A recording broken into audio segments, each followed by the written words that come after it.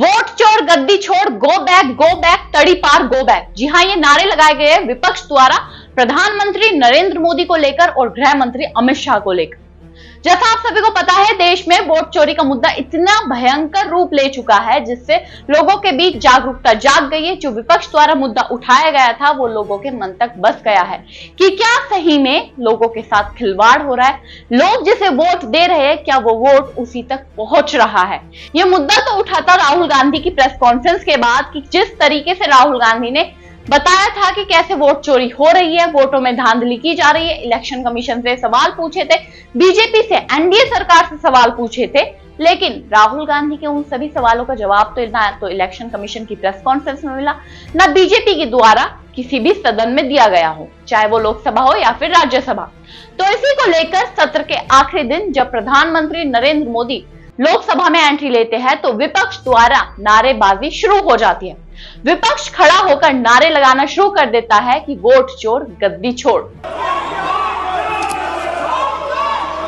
यह सत्र 31 जुलाई 2025 को आरंभ हुआ था।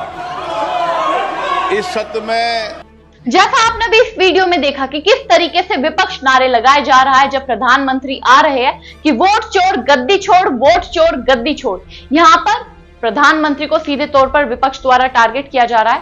हालांकि दूसरी तरफ राज्यसभा में जब गृह मंत्री बैठे होते हैं जेपी नड्डा के साथ, तो उनके खिलाफ भी विपक्ष द्वारा नारे लगाए जाते हैं, गो बैक तड़ी पार गो बैक।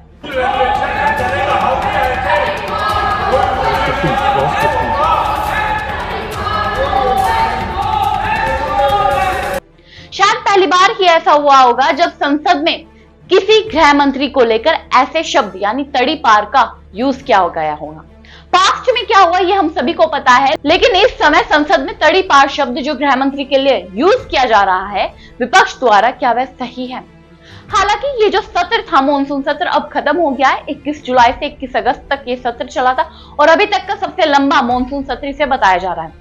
ऑपरेशन सिंदूर को लेकर, एसआईआर के मुद्दे को लेकर विशेष सत्र की मांग भी की गई थी सत्ता पक्ष के खिलाफ विपक्ष द्वारा, लेकिन वो विशेष सत्र तब तो बुलाया नहीं गया। लेकिन इस मानसून सत्र को ही राहुल गांधी के प्रेशर के बाद एक्सटेंड कर दिया गया। अब यहाँ पर सवाल एक ये भी उठता है कि क्या प्रधानमंत्री नरेंद्र मोदी के खिलाफ विपक्ष द्वारा ये जो नारे लगाए गए वोट चोर गद्दी छोड़, क्या ये सही थे? और राज्यसभा में जिस तरीके से अमित शाह चुप बैठे रहे, गो बैक तड़ी पार गो बैक के नारे पर, क्या वह भी सही है? राहुल गांधी की वोट चोरी के मुद्दे के बाद जिस तरीके से देश में एक नया रूप देखने को मिल रहा है विपक्ष का, शायद ही कभी 10 साल जब बीजेपी अभी रूल कर रही थी तब देखने को मिला हो। जिस तरीके से विपक्ष आज के टाइम में मजबूत नजर आ रहा है वो शायद पहले कभी था ही नहीं। और वोट चोरी का मुद्दा तो इस तरीके से बढ़कर आया है, वो दिल्ली से बिहार तक राहुल गांधी की यात्रा में भी देखने को मिल रहा है कि किस तरीके से राहुल गांधी की वाहवाही की जा रही है, चाहे वो बिहार हो या फिर दिल्ली हो। हर राज्य में इस समय विपक्ष इतना मजबूत नजर आ रहा है सिर्फ वोट चोरी के मुद्दे को लेकर, क्योंकि ये जनता का मुद्दा है। अब सवाल यहाँ पर यह भी उठता है कि अब सत्र तो खत्म हो गया, 1 महीने के सत्र में जो हल है, किसी भी सवालों का जवाब विपक्ष के का मिला? क्या जनता के वो मुद्दे उठे जिनको जनता सुनना चाहती थी इस 1 महीने के, चाहे वो बेरोजगारी का हो, चाहे वो डेवलपमेंट का हो, जितने भी तमाम मुद्दे हैं जो जनता के दिल से जुड़ते, जो जनता के साथ रहते, जो जनता रोजमर्रा की जिंदगी में झेलती है, क्या वह मुद्दे इस सत्र में उठे या फिर आने वाले सत्रों में जो अब विंटर सेशन आएगा उसमें उठेंगे?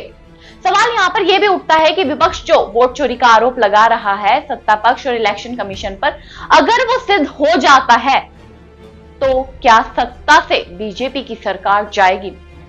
क्या प्रधानमंत्री के खिलाफ उंगली उठने लगेगी? आपकी इसको लेकर क्या राय है? कमेंट बॉक्स में जरूर बताइएगा। तब तक के लिए देखते रहिए भारत वॉइस।